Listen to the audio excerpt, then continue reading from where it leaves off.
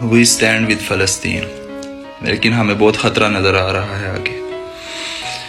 میں بات ادھر سے شروع کروں گا کہ ہمیں عربی ہو کے نہیں لڑنا، ہمیں اجمی ہو کے نہیں لڑنا، ہمیں سنی ہو کے نہیں لڑنا، ہمیں شیعہ ہو کے نہیں لڑنا، ہمیں مسلمان ہو کے لڑنا ہے۔ اسلام کے آگے تو پاکستان چیز ہی کوئی نہیں، ترکی چیز ہی کوئی نہیں، اور کوئی بھی ملک اسلام کے آگے چیز ہی کوئی نہیں۔ آپ سب سے پہلے مسلمان ہیں، مومن ہے تو پھر مسجد اقصیٰ کی خبر لے۔ کیوں فرقے ہوتا ہے؟ اب ایک جماعت کو پیدا کر۔ پہلے تو وہ ظلم ہوتے تھے فلسطین پہ، تو ہم چادریں ڈال کے فلسطین کی تو کہتے تھے کہ ہم مذمت کرتے ہیں۔ مذمت نہ کریں، اب ہمت کریں، اب آگے بڑھیں۔ وہ افغانی وہ کہہ رہے ہیں نا ایران کو ہمیں جانے دے، ہم نے جہاد کرنا ہے، ان میں تڑپ ہے۔ اللہ مسلمانوں کو کامیابی عطا فرمائے۔ بہت ظلم ہوا ہے ان پہ، اللہ اب انہیں خوشیاں دکھائے۔ امریکہ کہہ رہا ہے ہم اسرائیل کو جو ہے وہ جنگ ہارنے نہیں دیں گے، انہوں نے اعلانیہ بولا ہے۔ آپ لوگوں میں کیوں نہیں ہمت ہے؟ یہودی یوم ولا نصرانی یوم ولا کان حنیفا مسلمہ۔ یہود و نصارہ کبھی بھی مسلمانوں کے دوست نہیں ہو سکتے۔ مطلب واضح طور پر بتایا گیا ہے کہ اسرائیلی یہودی آپ کے دشمن ہیں۔ فلسطین کے مسلمان جینے لگ پڑتے ہیں، آزاد ہو جاتے ہیں، پھر بھی وہ ہمارے دشمن ہیں۔ کدھر گئے ایکٹر؟ کن لوگوں نے آواز اٹھائی ہے ادھر پاکستان میں؟ ادھر مرد پیدا ہو رہے ہیں آگے جو ناچ رہے ہیں، جو ٹک ٹاک پر بچیاں نچوا رہے ہیں، جو ان کی عزتیں نچھاور کروا رہے ہیں لوگوں کے سامنے۔ ایسی مائیں ہیں ادھر جو بولیں کہ اٹھ بیٹا جا، اسلام کی خاطر جان دے دے۔ ایسی ہیں، وہ تو نچوا رہی ہیں، ساتھ خود ناچ رہی ہیں۔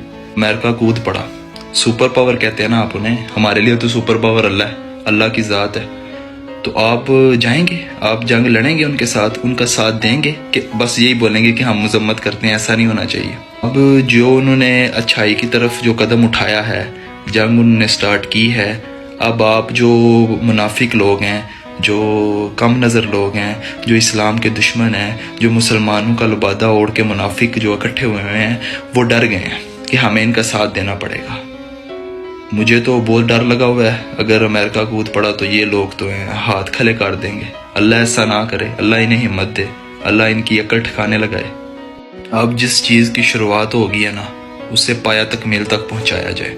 اگر ایسا نہیں کریں گے، اگر ایسا نہیں ہوا، مسلمانوں نے ساتھ مسلمانوں کا نہیں دیا، تو وہ جو بیچارے ادھر پھنسے ہوئے ہیں وہ ذلیل و خوار ہو جائیں گے۔